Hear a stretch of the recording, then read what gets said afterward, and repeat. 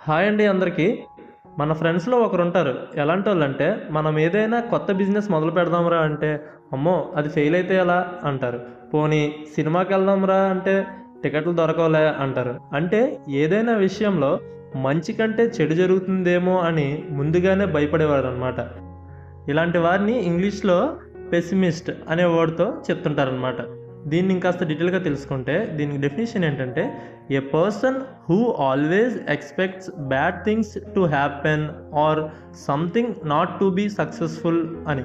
అంటే ఏ పరిస్థితిలోనూ మంచి జరగదని, సమస్యలు మాత్రమే ఉంటాయని, వైఫల్యమే వస్తుందని ముందుగానే భావించి ఆశను వదులుకునే వ్యక్తినే ఈ పెసిమిస్ట్ అనే వర్డ్‌తో మనం చెప్పొచ్చనమాట. అంటే వీళ్ళు ఏం చేస్తారంటే ప్రతి విషయంలోనూ లోపల మాత్రమే చూస్తారనమాట. వీళ్ళకి భవిష్యత్తు మీద ఎటువంటి ఆశ లేకుండా ఎప్పుడూ నెగిటివ్ ఫలితాలనే ఊహించే వ్యక్తినే ఈ పెసిమిస్ట్ అంటారనమాట. వీళ్ళ గ్లాసులో సగం నీళ్ళున్నా సరే సగం నిండుగా ఉందని సంతోషపడరనమాట. అయ్యో సగం ఖాళీగా ఉందని బాధపడుతూ ఉంటారు.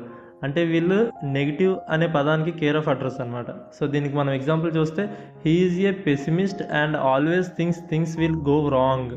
అంటే అతను నిరాశావాది, ఎప్పుడూ పనులు తప్పుగా జరుగుతాయని భావిస్తాడు. వీడియో నచ్చితే లైక్ చేయండి. ఈ వీడియో ఎవరికైనా యూజ్ అవుతుంది అని అనుకుంటే వాళ్ళకి షేర్ చేయండి. అండ్ వీలైతే ఛానల్ సబ్స్క్రైబ్ కూడా చేసుకోండి. Thanks for watching.